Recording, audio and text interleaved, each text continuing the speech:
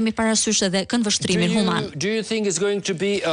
A mendoni se do të jetë një konkurrencë e ashpër për pozicionin e kongresmenit? Si ndihesh?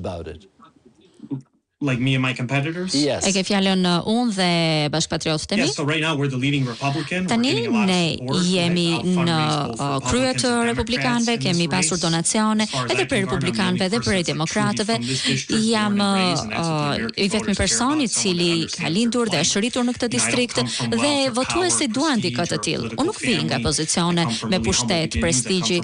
Unë vi nga një familje shqiptare amerikane që beson tek shërbimi publik, që beson tek rënjët e tek vlerat dhe kam qenë edhe prokuror, kështu që kujdesem për njerëzit, për të vërtetën, për drejtësinë. Dhe pikërisht ky është udhëheqësi që duan amerikanët dhe unë këtë lloj udhëheqjeje dhe këtë lloj lideri do t'ju jap. Do të jem përfaqësues shumë i mirë i personave të këtij distrikti dhe do të përfaqësoj komunitetin shqiptaro-amerikan në Kongres dhe ne kemi marrë shumë mbështetje, kemi marrë shumë miratime dhe vazhdojmë të punojmë dhe e vlerësoj shumë që jam në emisionin tuaj dhe kam mundësinë të flas me ju.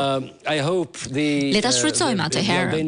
Shpresoj që shqiptarët në Michigan të votojnë lulgjurajn, sepse ne kemi nevojë për persona shumë të mirë në Kongres.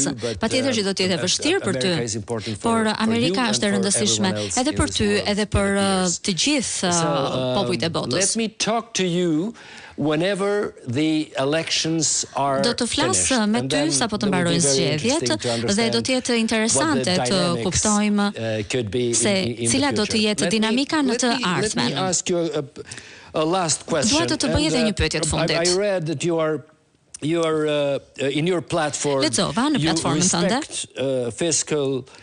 se ti respekton konservatorizmin fiskal, kërkon që borxhi shtetëror të jetë më i ulët, ke dëshirë të kontrollosh apo të përmirësosh sigurinë kufitare. And then this very strong dhe është një frazë gjithashtu shumë e fortë, Amerika e para.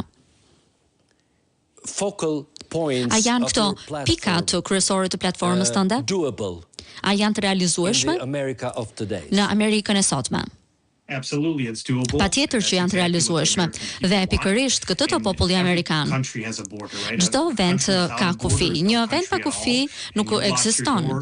Ti kyç derën natën, kyç derën në shtëpisë dhe populli amerikan e ka mundësinë që ta bëjë këtë.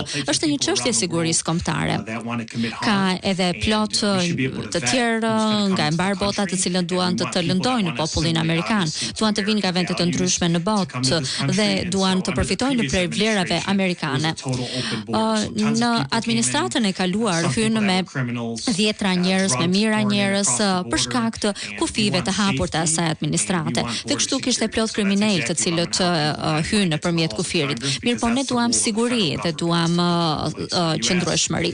Dhe pikërisht këtë do ta ngrenë në Kongres. Për sa i përket përgjegjësisë fiskale, çdo person jeton brenda një buxheti të caktuar dhe po të shikosh edhe vetë etërit themelues të këtij vendi, ata u mbështeten tek një qeveri e cila të jetë më pak e përqendruar tek pushteti qendror dhe më tepër tek ai vendor. Të mos shpenzohen para më tepër nga ç'mund të jenë mundësitë e shteteve. Duhet të patur më tepër mundësi për shpenzimet thelbësore dhe pastaj të jepet më tepër mundësi nivelit vendor, nivelit lokal për të shpenzuar dhe këtë unë do të mbështes për distriktin tim.